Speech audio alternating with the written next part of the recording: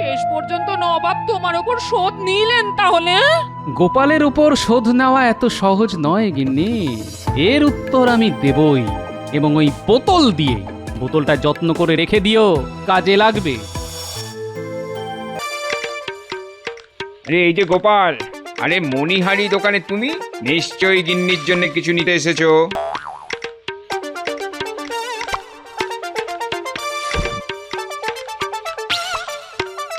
এই দেখো কেমন রেশমের শাড়ি এসেছে, একদম কম দামে তোমায় দিয়ে দেবো। কেন? না হলে তোমার পোষাবে কি করে?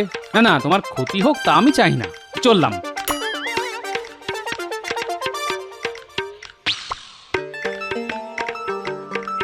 গোপাল, শাড়ি পছন্দ হলো না তো?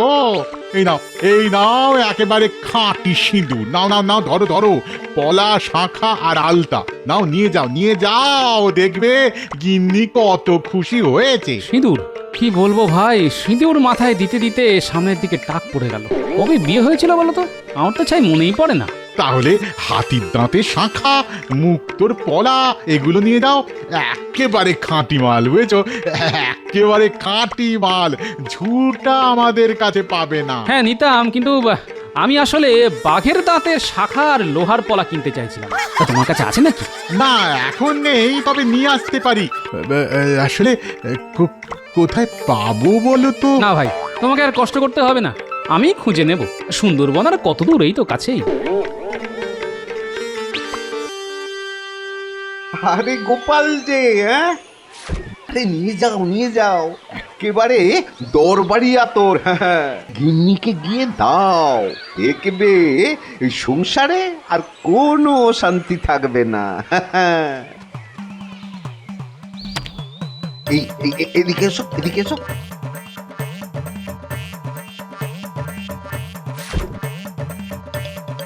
এই তোমার গায়ে এক ফোঁটা মাখিয়ে দিলাম, নাও। চমৎকার, গন্ধে একেবারে চারদিক মম করছে। গিন্নি নিশ্চয়ই খুশি হবে। একেবারে রাধা হয়ে তোমার পিছু পিছু ঘুরবে। আর এর গুণ কি জানো? 1 মাস এর গন্ধ থাকবে। তা দেবো নাকি?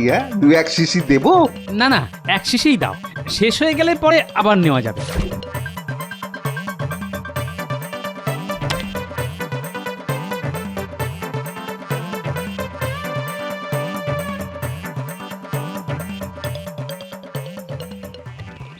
হ্যাঁ রে পুটি, এই তোর দাদু কোথায় বলতো?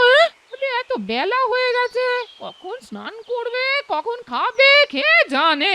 আর চিন্তা করতে হবে না গিন্নি, শুধু নিজে আসেনি, তোমার জন্য যা এনেছি সেটা একবার দেখো, মন একেবারে খুশি হয়ে যাবে।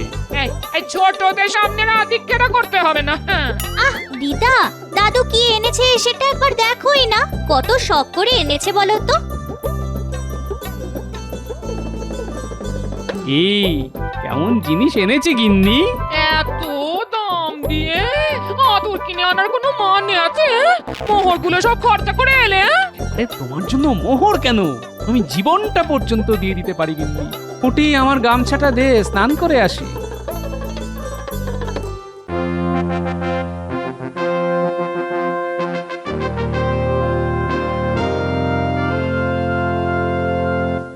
মহারাজের জয় হোক। তা আপনার আগমনের কারণ জানতে পারি কি? নিশ্চয়ই, নবাবের ছেলের জন্মদিন আগত, সেই উপলক্ষে নবাব রাজসভার সব সদস্যকে আমন্ত্রণ জানিয়েছে।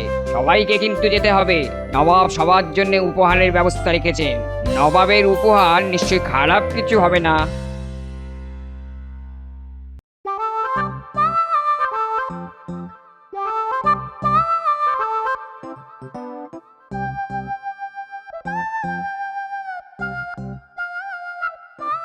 আরে গোপাল, এত বড় খুশির দিনে তুমি আজ দেরিতে এলে।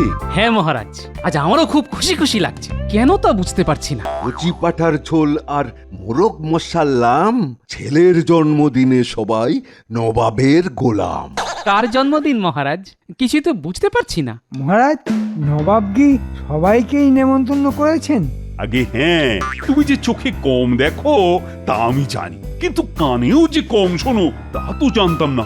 না মানে গোপাল গেলে নবাব যদি ফতুর হয়ে যায় তখন তো খাজনা বেশি দিতে হবে, তাই কথাটা মহারাজকে জানিয়ে দিলাম। মহারাজ, আমি কিন্তু এখনো বুঝিনি আনন্দের সংবাদটা কি। আরে সেটাই তো বলা হয়নি, নবাবের ছেলের জন্মদিনে আমাদের সবার নিমন্ত্রণ মুর্শিদাবাদে।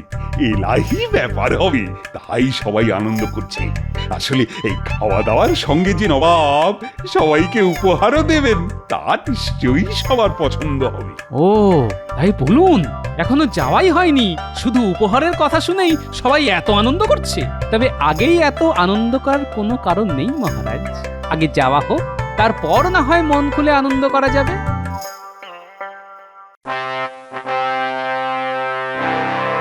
উজির, কৃষ্ণনগর থেকে দুধ ফিরে এসেছে? জি জাহাপনা, তারা নাকি আনন্দে একেবারে ঢেই ঢেই করে নাচছে। ভালো ভালো। দেখো উজির, মহারাজ আর তার সঙ্গীদের আপ্যায়নের যেন কোনো ত্রুটি না থাকে। আপনি এই বিষয়ে একদম চিন্তা করবেন না হুজুর, আমি নিজের হাতে তাদের আপ্যায়ন করব। আচ্ছা, এই গোপাল আসছে তো? মনে তো হয় না। আসলে গোপালের জন্য এমন একটা উপহার আমি ঠিক করে রেখেছি যা ভূভারতে কেউ কাউকে দেয়নি। আমি সেরকম কিছুই গোপালকে দিতে চাই। দেখবে আমার সাম্রাজ্যের কোণে কোণে সেই উপহারের কথা ছড়িয়ে পড়বে। সেটা কি আর আমি জানি না হুজুর, আপনার মতো দাতা আর কজনই আছে বলুন। আসলে গোপালকে আমি খুব পছন্দ করি, বুঝলে? ওর চেহারাটা মনে পড়লেই আমার খুব মজা লাগে। এই গোপাল হাসলেই সবার কেমন জানি হাসি পেয়ে যায়, কেন বলো তো? কোনো কোনো মানুষ আছে যাদের কাজই হচ্ছে লোক হাসানো, গোপাল হচ্ছে সেই জাতেরই একজন।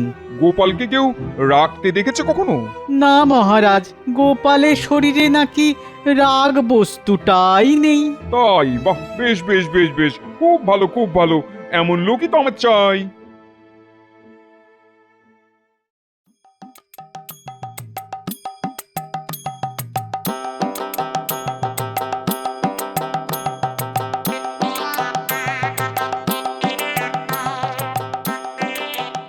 বাহ, গন্ধে দেখছি ঘর একেবারে ভরপুর হয়ে আছে। বলেছিলাম গিন্নি, এই আতর একবার গায়ে মাখলে বারবার মাখতে হবে। কি গন্ধ! আহ, মন একেবারে খুশ হয়ে আছে।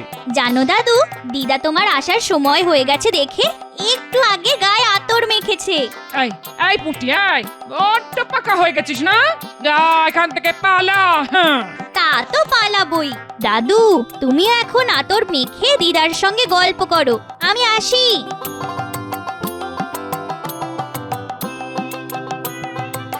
কাল মুর্শিদাবাদ যেতে হবে বুঝলে, নবাবের ছেলের জন্মদিন উপলক্ষে মহারাজের সভাসদদের নিমন্ত্রণ করেছে।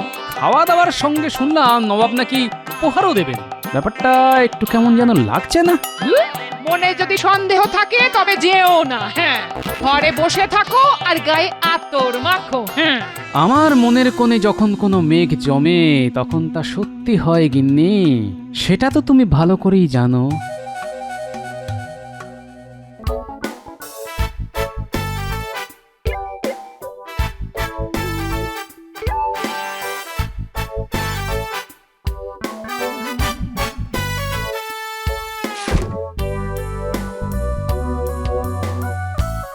মহারাজকে স্বাগতম। মুর্শিদাবাদের মাটি ধন্য হলো আপনার পদার্পণে। আসুন আসুন আসুন আপনারা, নবাব সবার জন্য অপেক্ষা করে আছেন।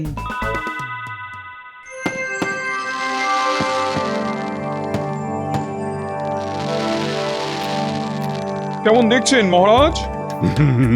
নবাবের ছেলের জন্মদিন যা দেখছি তা আগে কখনো দেখিনি, সেটা কিন্তু সত্যি কথা। অপূর্ব, অভূতপূর্ব, অদ্বিতীয়, বলে যাও মন্ত্রী, বলে যাও। তোমার ভাষা তো চমৎকার। মানে ভয়ঙ্কর, নিদারুণ, নিকৃষ্ট। থামো বেয়াদব, আমার আলোর বাজি নিকৃষ্ট? মহারাজের মন্ত্রী বলে ক্ষমা করে দিলাম। আসলে জাহাপানা, মন্ত্রীমশাই বাংলাটা ভালো জানেন না, সংস্কৃতেও মহাপণ্ডিত। মন্ত্রীমশাই, নবাবের সঙ্গে সংস্কৃত ভাষায় কথা বলুন না, উনি এই ভাষাটা খুব ভালো বোঝেন। না না না না, এই ফালতু লোকটার সাথে আর কথাই বলা যাবে না। মন্ত্রী যতদিন এখানে থাকবে একটাও কথা বলবে না, মুখ খুললেই একেবারে শুলে। মহারাজ এবার বোধহয় উপহার দেবেন নবাব, না? ইস, আমি যদি নবাবকে কোনো উপহার দিতে পারতাম তবে নবাব কত খুশি হতেন। কিছু কি ভেবেছেন কি দেবেন? আমি তাহলে এক্ষুনি জোগাড় করে নিয়ে আসতে পারি। না, উপহার আমার সামনেই আছে। তোমাকে আমার খুব ইচ্ছে নবাবকে উপহার হিসেবে পাঠাই, কিন্তু নবাব কি নেবে তোমায়? আপনি বলে দিলেই নেবে, একটু প্রশংসা করে দেবেন, নবাব নিশ্চয়ই বেশি মাসোহারা দেবেন। হ্যাঁ, তা দেবেন, কিন্তু রোজ একবার করে প্রাণদণ্ডও দিতে পারেন। এতবার মরলে বাঁচবে তো? না না, তবে গোপালকেই দিয়ে দিন। ভেবে দেখতে হবে। চুপ, নবাব আসছেন। সবাই ভাবছেন এই গোপালকে কোনো কিছু দেওয়া হলো না। আসলে গোপালের জন্য আমি এমন উপহার রেখেছি যার সমতুল্য কোনো উপহার ভারতে নেই। খুলে দেখো গোপাল, তোমার জন্য কেমন উপহার জোগাড় করেছি।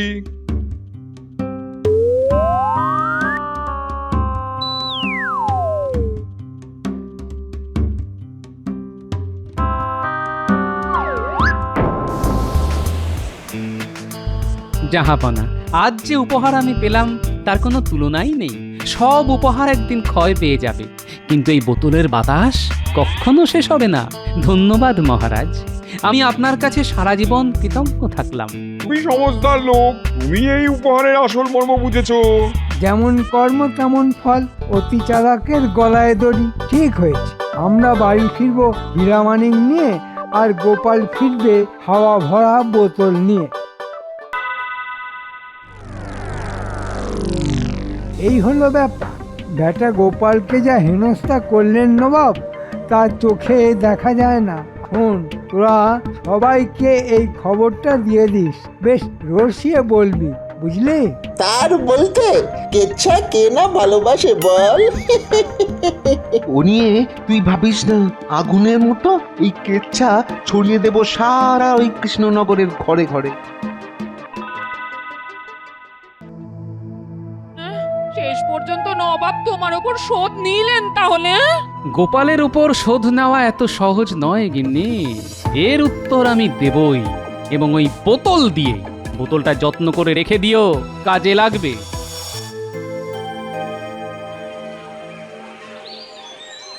ও খুড়ো, শুনেছ কাণ্ডটা? কোন কাণ্ডটা বলতো? স্বয়ং নবাব গোপালের মুখে ঝামা ঘষে দিয়েছেন। কি করে কি করে? নবাবের ছেলের জন্মদিনে মহারাজ তো সবাইকে নিয়ে গিয়েছিলেন মুর্শিদাবাদে। সেখানে সবাইকে দামি দামি উপহার দিয়েছেন নবাব, কিন্তু গোপালকে কি দিয়েছেন জানো? কি করে বলবো? হাওয়া ভর্তি খালি বোতল। ভাবতে পারছো কি অপমান? এ তো শুধু অপমান নয়, একেবারে গোপালের নাক কেটে দিয়েছে বল। যাও যাও, আর দেরি না করে বেরিয়ে পড়ো, সবাইকে খবরটা দিয়ে দাও, গোপালের দর্প চূর্ণ হোক। এক্ষুনি যাচ্ছি, এক্ষুনি যাচ্ছি।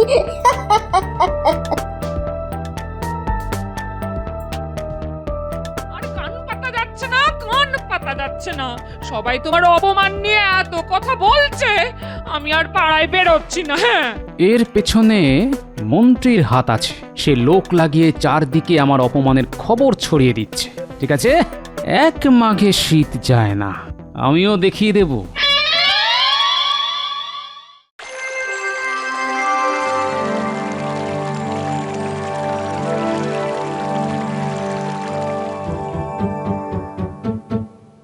গোপাল, গোপাল এলো না এখনো? মহারাজ, এত বড় একটা অপমান সহ্য করতে একটু সময় তো লাগবেই। মানের অপমান জুতো পেটা করলেও যায় না, গোপালের শোধ নেবেই। আমাকে এমন অপমান করলে আমি আত্মহত্যা করতাম। এতদিন কেন করেনি সেটাই তো বুঝতে পারছি না।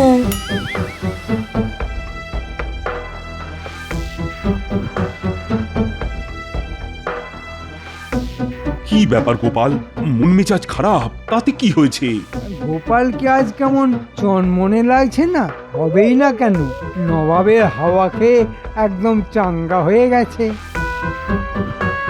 কি ব্যাপার দূত, নবাব কোনো খবর পাঠিয়েছেন? আগে হ্যাঁ মহারাজ, নবাব বিশেষ কাজে কৃষ্ণনগরে আসছেন, কয়েকদিন থাকবেন, তার আপ্যায়নে যেন কোনো ত্রুটি না হয়। নবাব যেভাবে আমাদের আপ্যায়নের ব্যবস্থা করেছিলেন ততটা হয়তো পারবো না, তবে চেষ্টা করব কাছাকাছি যাওয়ার।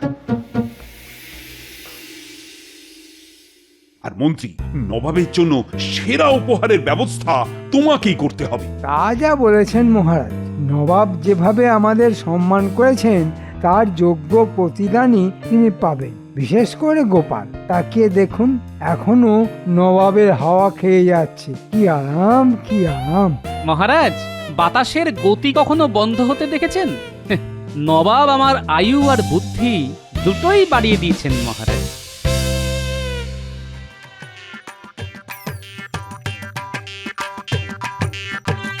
সেদিন যে আতর দিয়েছিলে না, ভোলা যায় না। এখন আমাকে অন্য রকমের আতর বানিয়ে দিতে হবে। অন্য আতর? কেন? গিন্নির পছন্দ হয়নি? না না, তা নয়, গিন্নির ব্যাপার নয়। আমাকে এমন আতর বানিয়ে দাও যেটা হবে মারাত্মক দুর্গন্ধযুক্ত এবং তা সারা জীবন গায়ে থাকবে, কেউ তার আশপাশ দিয়ে যেতে পারবে না। হ্যাঁ হ্যাঁ, ওটা কোনো ব্যাপারই না, দুদিন বাদে এসে নিয়ে যাও। সঙ্গে আরেকটা জিনিস দিও, যাতে আতরের গন্ধ ধুয়েও ফেলা যায়। আরে হ্যাঁ হ্যাঁ, তা আমরা এমনিতেই দিই, তুমি কিছু চিন্তা করো না। শোন, নবাব আসছে এখানে, একটা তাক লাগানো উপহার দিতে হবে আমায়। তা কি দেবেন কিছু ঠিক করেছেন? দূর ছাই, আমার মাথায় তো কিছুই আসছে না। আপনার মাথায় আসবে না, দেখতে হবে গোপাল কি দেয়। ভালো কথা বলেছিস তো। গোপালের বাড়িতে আড়ি পাত, দেখ ও কি দিচ্ছে, তারপর সেটা ঝেড়ে দিলেই হবে। ভালো বলেছিস তো, তাহলে আর কি, আজ থেকেই নজর রাখ।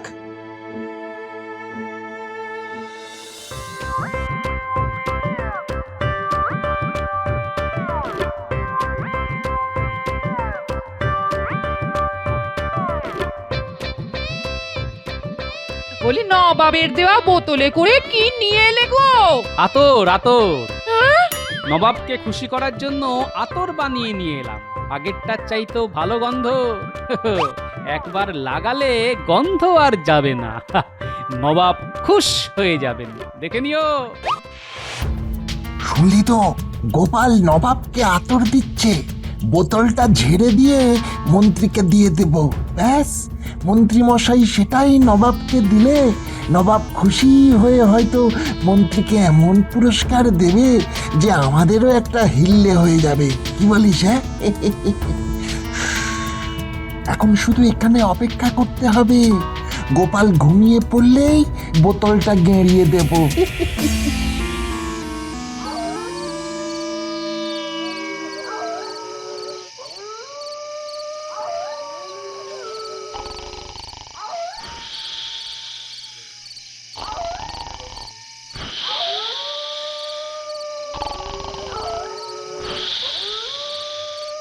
নাক ডাকা শুনছিস? যেন বাঘ ডাকছে। চল এই বেলা ঢুকে পড়ি। হ্যাঁ, চল চল ঢুকি।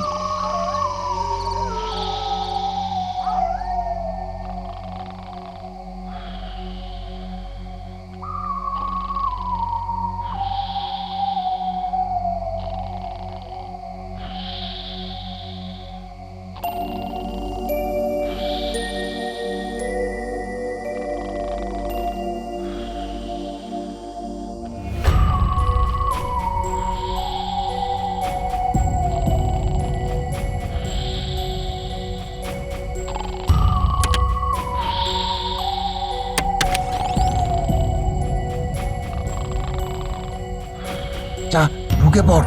আমি বাইরে দাঁড়াচ্ছি, তুই আমার হাতে বোতলটা দিয়ে তারপর ঘর থেকে বেরিয়ে পড়।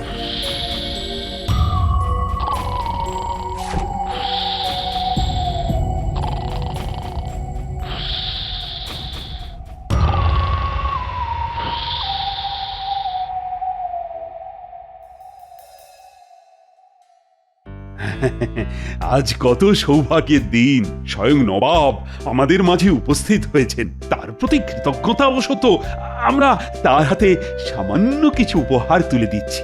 আমার তরফ থেকে মহারাজকে এমন এক আশ্চর্য আতর উপহার দিচ্ছি যা একবার গায়ে মাখলে জীবনে তার গন্ধ যাবে না। তাই নাকি? দাও তবে গায়ে মাখি।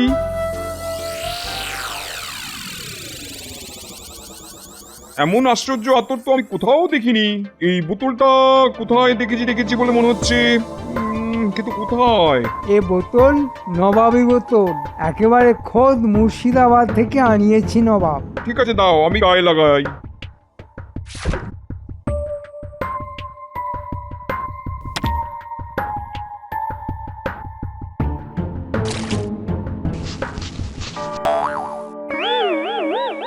তোমার এত স্পর্ধা, আমার গায়ে দুর্গন্ধ ভরা আতর ঢেলে দিলে। নবাব, আমার বমি পাচ্ছে, এখানেই করবো।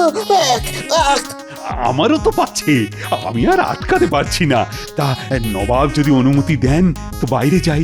আমিও তোমার সঙ্গে যাব। দাঁড়াও দাঁড়াও, আমি এই বোতলটা চিনতে পারছি, ওটা আমি গোপালকে দিয়েছিলাম।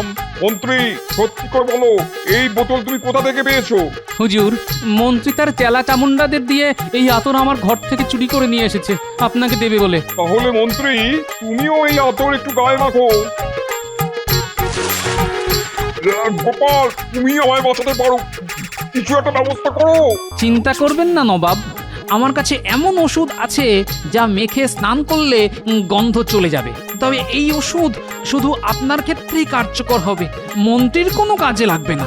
মন্ত্রী চলে যাক, আমায় তুমি ওষুধ দাও, স্নান করে আছি। তবে গোপাল, তোমায় অপমান করে আমি বড়ই অন্যায় করেছিলাম, তুমি তার প্রতিশোধ নিলে। তোমার বুদ্ধির কোনো তুলনা নেই।